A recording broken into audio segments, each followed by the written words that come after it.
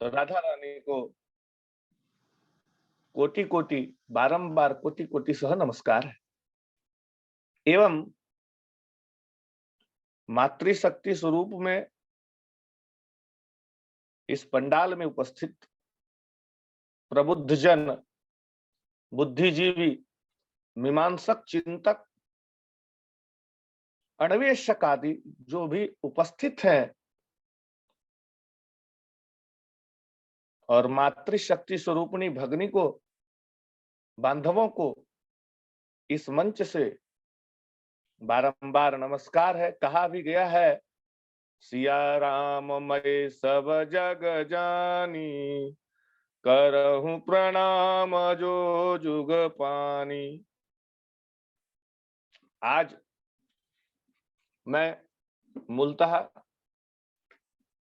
इससे पूर्व में मैंने जो नवम स्कंद की कथाएं, ईशानु कथा पर चर्चा की थी और वंशानुचरित के संदर्भ में प्रकाश डाला था, अपना मंतव्य दिया था और कहा भी था, श्रूयतो मानवो वंशा प्राचुर्येण परम तपः न शक्यते विस्तरतो वक्तुम वर्ष शतैरपि। इस बिंदु पर हम लोगों ने पूर्व में पाठ कथा का श्रवण कर चुका हूं और ईशादी इक्ष्वाकु आदि जो है वैवस्वत मनु के जो 10 पुत्र हुए भगवान विष्णु की कृपा से, वहां तक मैंने कथा का वाचन कर चुका एवं सभी को मैंने सुना चुका हूं। उससे आगे मैंने पुनः जो है आज सुकन्या के चरित्र को लेकर उपस्थित हुआ हूं। तो आप लोग ध्यान पूर्वक सुकन्या के चरित्र का श्रवण करें। शरियाती के मनुपुत्र शरियाती ब्राह्मणों के परम भक्त थे और उनकी एक पुत्री थी सुकन्या। एक दिन शरियाती सुकन्या के साथ वन को गए और वन में जाने के पश्चात चमन ऋषि के आश्रम पहुंचते हैं। वहां पर चमन ऋषि ध्यान योगस्थ में बैठे हुए थे। वहां पर इतना तपोबल उन्होंने तप कर रहा था, बहुत दिनों से पूर्व से ही जो तप कर रहे थे, उनका सारा शरीर जो है जिसको हम लोग आधुनिक युग में दीमक कहते हैं, उसको हमारा साहित्यिक भाषा में वामी कहा जाता है। तो वामी से पूरा ढक गया था और सिर्फ जो है वो दोनों नेत्र से ही ज्योतियां निकल रही थी।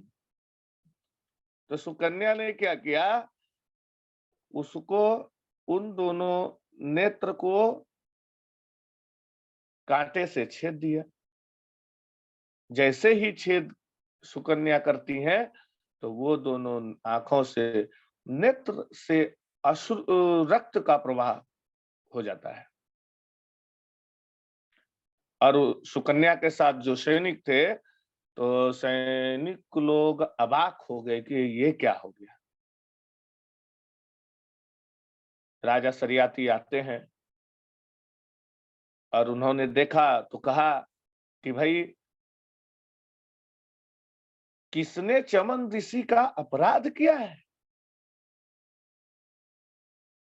डरी सहमी सुकन्या अपने पिताजी से सारा वृतांत सुनाती है कि दोनों ने वामी से ढका हुआ था, दोनों ज्योतियां निकल रही थी, उसको मैंने जो है कांटे से छेद कर दिया और रक्त प्रवाह होने लगा। बड़े ही भयभीत हो गए शरियाती। तो शरियाती पुनः जो है चमन ऋषि से प्रार्थना किए, अनुनय विनय किए। अनुनय विनय बसात उन्होंने, शरियाती ने अपने पुत्री सुकन्या का विवाह च्यवन ऋषि से कर दिया। च्यवन ऋषि से करने का है कि कहने का मतलब ब्राह्मण के वो जो परम भक्त थे, और च्यवन ऋषि बहुत ही क्रोधित ऋषि थे, तो उन्होंने अपने पुत्री को समझाकर कि भाई च्यवन ऋषि की सेवा अब तुम्हें ही करनी है। सावधानी पूर्वक कन्या जो है च्यवन ऋषि की सेवा करती है, और च्यवन ऋषि बहुत ही प्रसन्न होते हैं। प्रसन्नोपरांत आश्रम में अश्विनी कुमारों का आगमन होता है।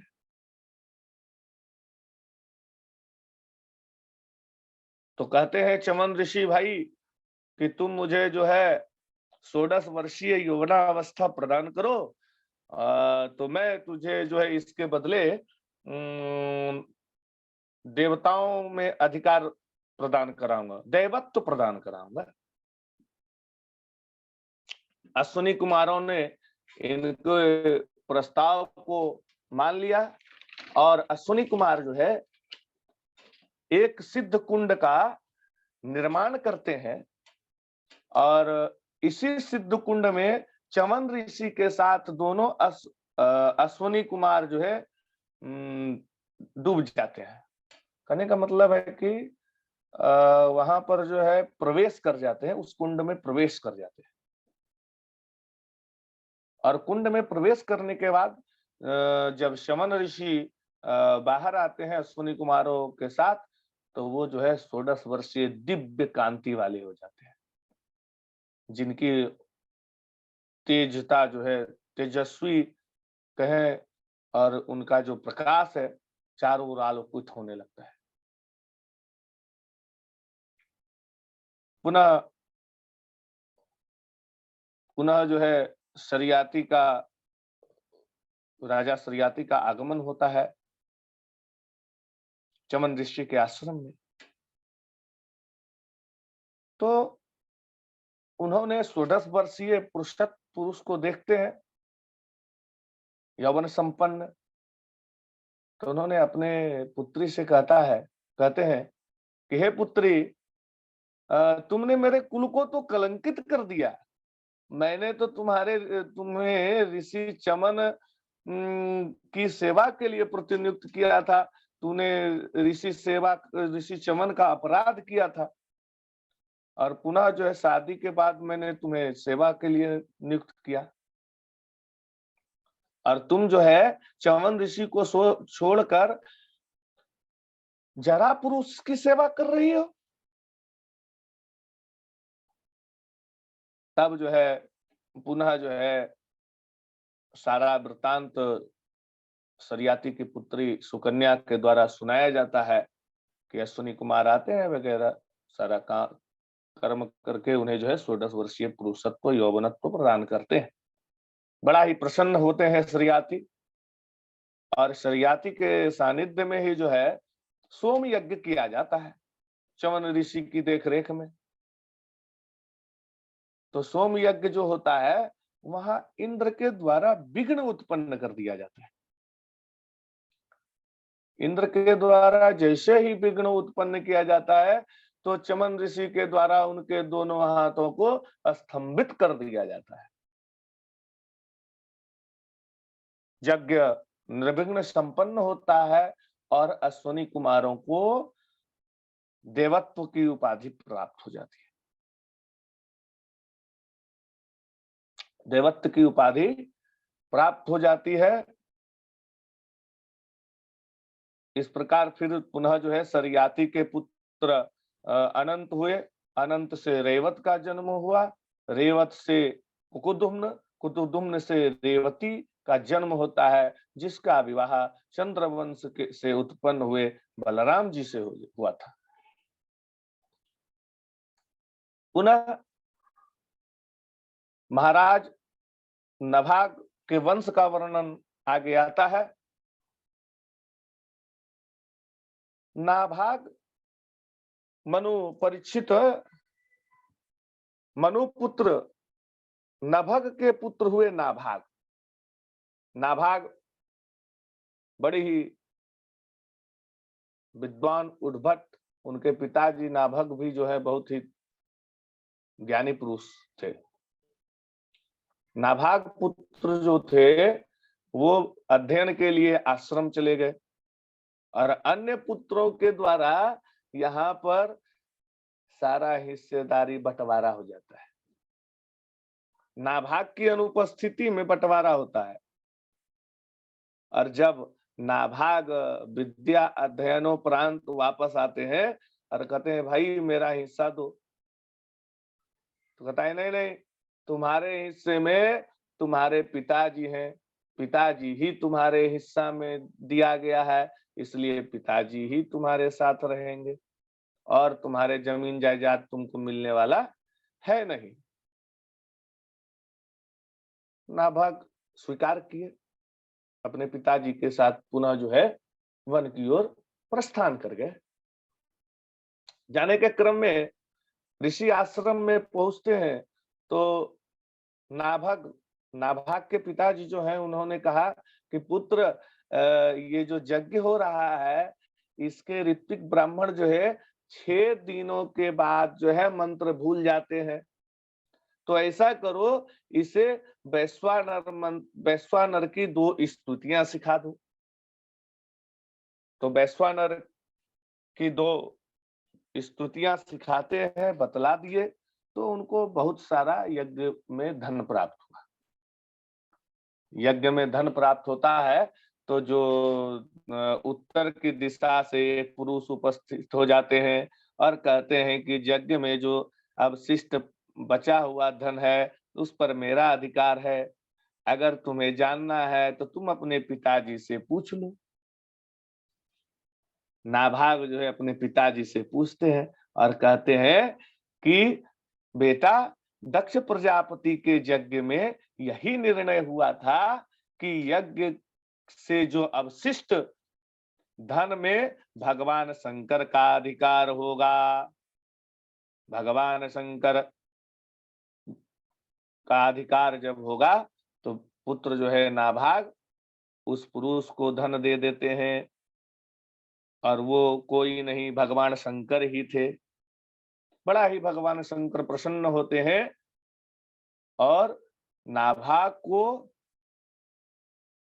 प्रभु सारा धन दे देते हैं और कहते हैं मैं सत्य निष्ठा से प्रसन्न हूं, तुम्हारे ब्रह्म तत्व का उपदेश दिया उन्हें और अंतर्ध्यान हो गए। इन्हीं नाभाग का पुत्र अम्बरीश हुए।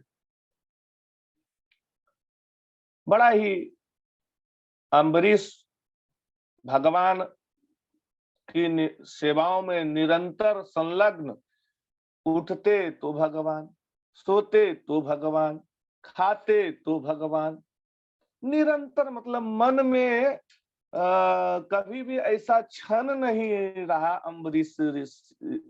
राजा अम्बरीश के मन में कि भाई जहां भगवान का सुमरन न किया जाए।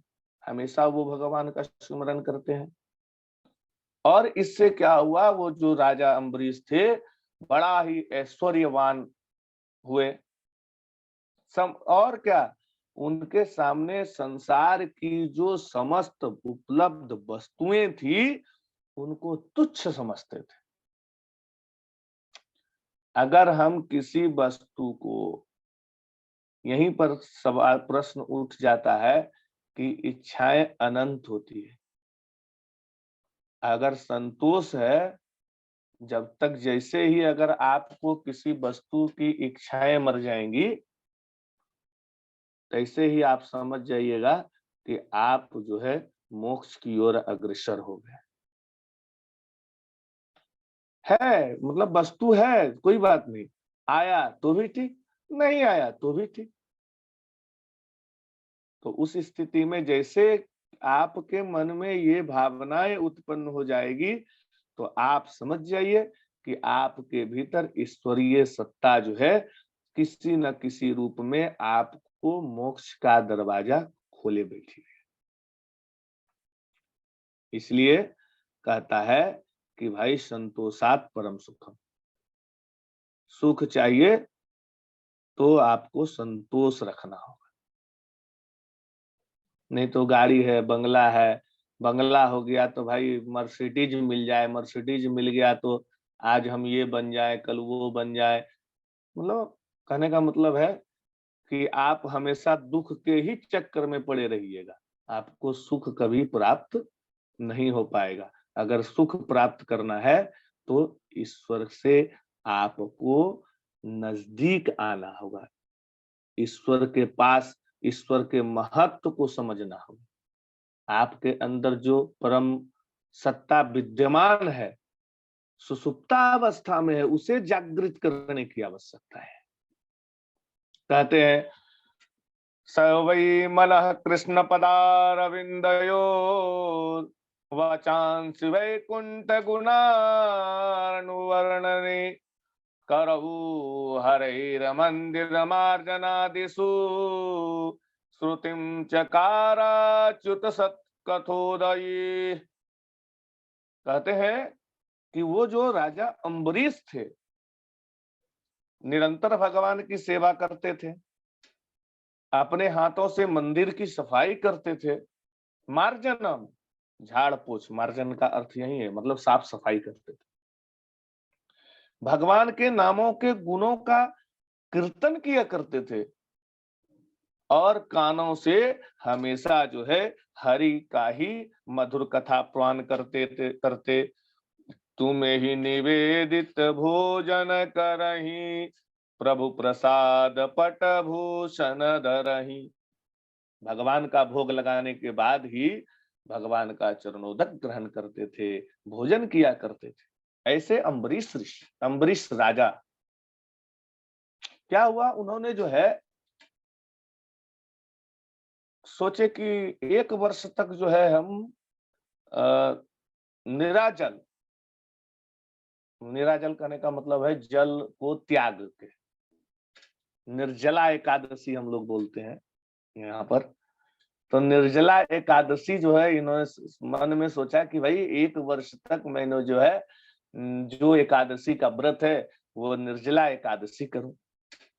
उन्होंने किया भी, और लास्ट में जो है एकादशी का उद्यापन करते हैं, ब्राह्मणों ऋत्विक आदि को बुलाते हैं, भगवान विष्णु का षोडशोपचार पूजन कर, द्वादशी के दिन षोडशोपचार पूजन करते हैं और ब्राह्मण को भोजन कराने के बाद बहुत सारे दक्षिणा देते हैं।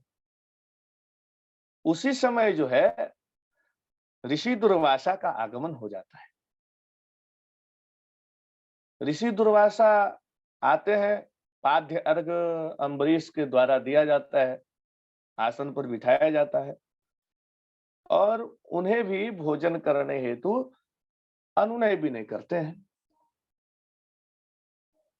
अनुनय विनय किया जाता है उनके द्वारा। तो मध्याह्न की संध्या का समय हो रहा था, तो ऋषि दुर्वासा कहते हैं कि अम्बरीश, मैं मध्याह्न की संध्या के पश्चात तुम्हारे यहाँ भोजन ग्रहण करूंगा। ऋषि दुर्वासा चले जाते हैं, स्नान आदि करके मध्याह्न की संध्या करते हैं और वो विस्मृत हो जाते हैं और वो समाधिस्थ हो जाते हैं, प्रभु के ध्यान में निमग्न हो जाते हैं। जब उनका ध्यान, और इधर जो है द्वितीया तिथि व्यतीत होती जा रही थी, राजा अम्बरीश के समय अम्बरीश के पास द्वंद्व की स्थिति उत्पन्न हो जाती है कि भाई एकादशी व्रत का पारण जो है द्वादशी तिथि में ही होता है और द्वादशी तिथि व्यतीत होती जा रही है और इधर अतिथि का सत्कार ना किया जाए तो पर भी दोष लगेगा और इधर प्रभु का व्रत समयानुकूल नहीं पारण करते हैं तो पर भी दोष लगेगा। तो द्वंद्वात्मक स्थिति उत्पन्न हो जाती है कि क्या करना चाहिए, क्या नहीं करना चाहिए, क्या करणीय है, क्या अकरणीय है। उस समय तब ब्राह्मण देवता को बुलाया जाता है और ब्राह्मण देवता से निर्णय लिया जाता है कि क्या स्थिति में क्या किया जाए। तो अम्बरीश, राजा अम्बरीश इतने भक्त, परम भक्त थे कि भगवान प्रसन्न होकर जो है उनकी रक्षा हेतु जो है सुदर्शन चक्र को नियुक्त कर देते हैं कि सुदर्शन तुम अम्बरीश की रक्षा करना। उधर ब्राह्मण देवता सलाह देते हैं कि प्रभु, महाराज ऐसा कीजिए कि शालिग्राम भगवान का जो है चरणोदक पान कर लीजिए, उसके बाद दुर्वासा ऋषि आएंगे तो भोजन करा दीजिएगा। और इससे ये होगा कि आप भोजन भी नहीं किए, आपका व्रत भी पारण समय अनुकूल हो जाएगा और दुर्वासा ऋषि का कोपभाजन भी नहीं वरना हो पड़ेगा। जैसे ही अम्बरीश ऋषि, राजा अम्बरीश पान करते हैं चरणोदक का, उसी समय उपस्थित हो जाते हैं ऋषि दुर्वासा, अपने तपोबल से जान जाते हैं और कहते हैं कि अम्बरीश, तूने ऋषि दुर्वासा का अपराधी है, तुम्हें दंड तो तत्क्षण मिलेगा। क्रोधित दुर्वासा जैसे ही जल हाथ में लेते हैं और कृत्या नाम की जो है कृत्या को उत्पन्न कर देते हैं,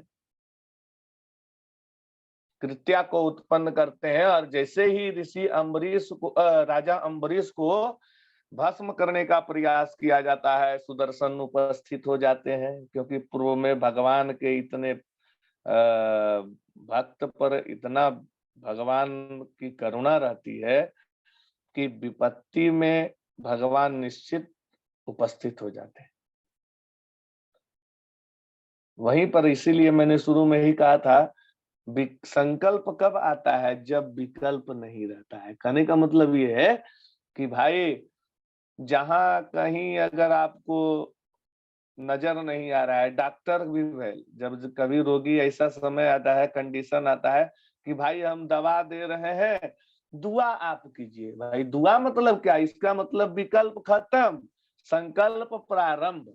प्रभु आप ही हैं, आपका काम है, आप कैसे रक्षा कीजिएगा हमारी, आप ही जाने। मैं काम करने जा रहा हूँ प्रभु, ये आपका काम है, कैसे पूरा होगा आप ही जाने। आप सिर्फ मार्ग प्रशस्त करें, मैं काम करता चलूंगा। कहा भी गया, आपन तेज सवारो आपो। आपका काम है प्रभु, आप ही कीजिए, हमें रास्ता दिखाइए, मैं काम करूंगा, आपके आज्ञा का पालन करूंगा।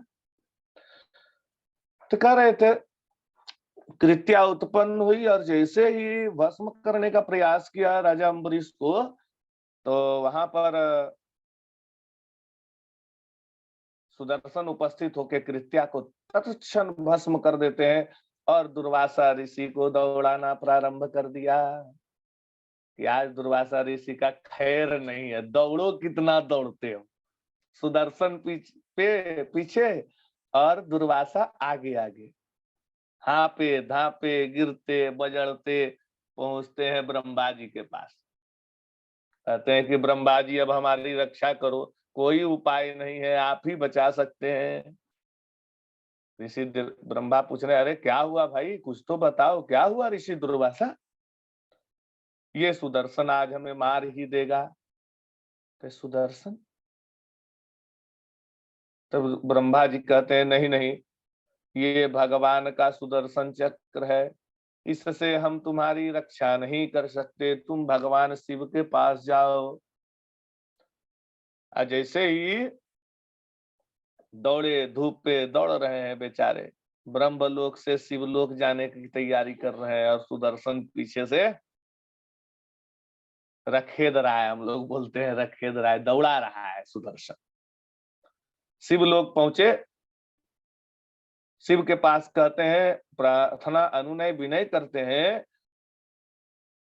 अनुनय विनय करने उपरांत शिव पूछते हैं क्या बात है? वही बात दुर्वासा ऋषि बताते हैं, प्रभु हमारी रक्षा करें इस सुदर्शन से। तो शिव कहते हैं कि भाई, मैं जिनका निरंतर सुमिरन करता हूँ, मैं जिनको निरंतर अंतर ध्यानस्थ में जिनका हमेशा जप नाम जपते रहता हूँ, मैं भाई उनके सुदर्शन से तुम्हारी रक्षा नहीं कर सकता। मतलब मैं जिनका निरंतर चिंतन करता हूँ, अतएव मैं इससे तुम्हारी रक्षा नहीं कर सकता। तुम भगवान नारायण के पास ही जाओ, मेरे लल्ला के पास चले जाओ। दौड़े दौड़े दौड़ रहे हैं भाई, अब भगवान विष्णु नारायण ही हमारी रक्षा कर सकते हैं। दौड़े दौड़े आए भगवान नारायण के पास। क्या हुआ? अरे क्या हुआ दुर्वासा? प्रभु आपका सुदर्शन हमरा जान ले लेगा, दौड़ा रहा है कई कल्प से। और उधर बेचारे अम्बरीश जो है भूखे प्यासे खड़े हैं कि दुर्वासा जी आएंगे तो भोजन कराएंगे, इंतजार कर रहे हैं। तो कहते हैं कि भाई हम तो कुछ नहीं कर सकते। भगवान नारायण कहते हैं, अहम भक्त पराधीनो यह स्वतंत्र द्विजा साधुभे ग्रस्त हृदयो भक्तिर्भक्त जना प्रिय।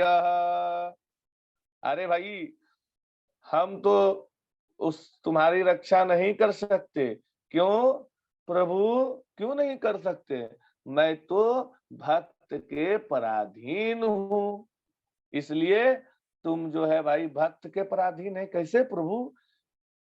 तो कहते हैं भगवान कि जो अपनी पत्नियों का, अपने घर का, जो अपने पुत्र का, धन धान्य का परित्याग करके निरंतर हमारी सेवा में, निरंतर हमारा सुमरन में, निरंतर हमारी कीर्तन में लगा रहता है, भाई मैं वैसे भक्त के पराधीन रहता हूँ। इसलिए भाई तुम्हारी रक्षा वही कर सकता है, हम नहीं कर सकते हैं। भगवान नारायण ये दारागार पुत्राप्तान प्राणान वित्तइमं परम हित्वा मम शरणं याता कथम तास्त्युक्तमुत्सहि। इसलिए भाई दुर्वासा तुम जाओ, वहीं चले जाओ, अम्बरीश राजा अम्बरीश के पास जाओ, कोई उपाय नहीं है हमारे पास। तो कहते हैं कि साधवो हृदय मह्यम साधूनां हृदय त्वाम मदनत्ते न जानन्ते नाहं तेभ्यो मनागपि। भक्त मेरे हृदय है और मैं भक्तों का हृदय हूँ, वह मेरे अलावा किसी और को नहीं जानता। इसलिए तुमने जिसका अपराध किया उसी की शरण में चले जाओ। मार दौड़ रहे हैं ऋषि दुर्वासा, मार दौड़े जा रहे हैं, दूसरा उपाय है ही नहीं। अम्बरीश के पास पहुंच गए, अम्बरीश के चरणों में गिरकर दंडवत किया, प्रणाम किया। भक्त अम्बरीश हमसे बहुत बड़ी गलती हो गई है, आप जो है मुझे माफ करें। ऋषि अम्बरीश, भक्त अम्बरीश जो है, राजा अम्बरीश, उन्हें दुर्वासा ऋषि को गले लगा लेते हैं और फिर जो है सुदर्शन चक्र की स्तुति करते हैं।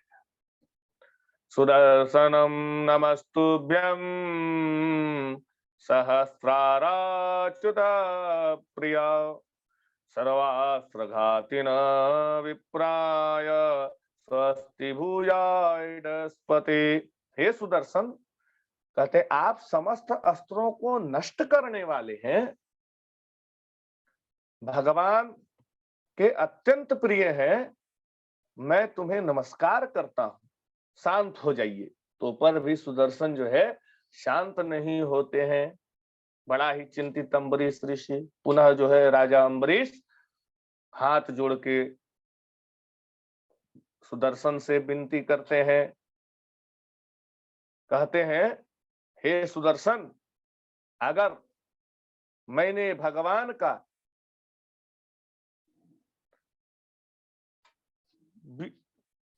क्षण भर भी निरंतर सुमिरन किया होगा और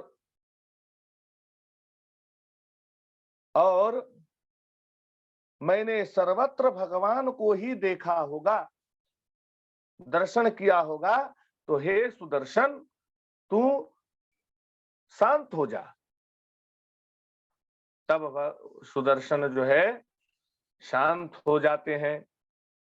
पुनः जो है राजा अम्बरीश दुर्वासा ऋषि का चरणोदक पाद्य अर्घ पूजनोपरांत जो है उन्हें भोजन कराते हैं। भोजन करा के प्रसन्न भाव में उनको विदा करते हैं।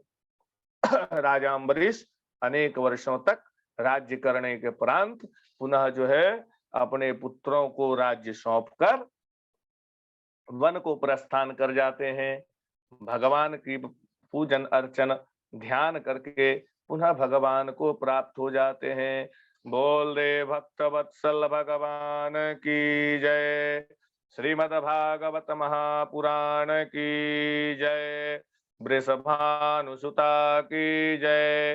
राज सुखदेव महाराज की जय। ओम कृष्णाय वासुदेवाय हरे परमात्मने प्रणतक्लेशनाशाय गोविंदाय नमो नमः। बोल दे भक्तवत्सल भगवान की जय। बहुत जी सुंदर, गुरु जी। बहुत आनंद आ रहा था। अभी हमारे डॉक्टर अभिषेक हरजाज जी बहुत ही सुंदरता के साथ और परम भागवत भक्त अम्बरीश जी का पवन और अद्भुत चरित्र का उन्होंने बहुत ही सहजता और भावमयी प्रस्तुति के साथ वक्तव्य प्रस्तुत किया है। बहुत आनंद आया, बड़ा हर्ष आया और बहुत अच्छा आपका शब्द शैली और माँ भगवती शारदा की बड़ी कृपा, वाक की वाणी की देवी सरस्वती माता की बड़ी कृपा आपके ऊपर अलौकिक। और हर बार ही आपका वक्तव्य बहुत बढ़िया होता है, जिसको सुन करके निश्चित रूप से जो जुड़े हुए हैं सभी का हृदय आह्लादित हो जाता है। हमको भी बहुत प्रसन्नता होती है और सबको कुछ ना कुछ आपसे अच्छा और प्रेरणा रूपी बहुत कुछ प्राप्त होता है कि ऐसा वक्तव्य तैयार करना चाहिए हम सबको भी। बहुत बढ़िया, इसी प्रकार वक्तव्य आप देते रहिए। बहुत आनंद आता है, बड़ा हर्ष आता है होता है सुन करके। बहुत बहुत शुभकामनाएं। ठाकुर जी कृपा हमेशा आपके ऊपर बनी रहे। भगवान राधा माधव की भक्ति का वर्धन होता रहे आपके जो है ऊपर। बहुत अच्छा, आपका आशीर्वाद है गुरु जी, जो कि हम बोल पाते हैं। बहुत आनंद आता है हमको। तो देखिए आप, ये तो आपकी उदारता है, लेकिन ठाकुर उदारता जी, नहीं है, गुरु के बगैर ज्ञान होता ही नहीं है।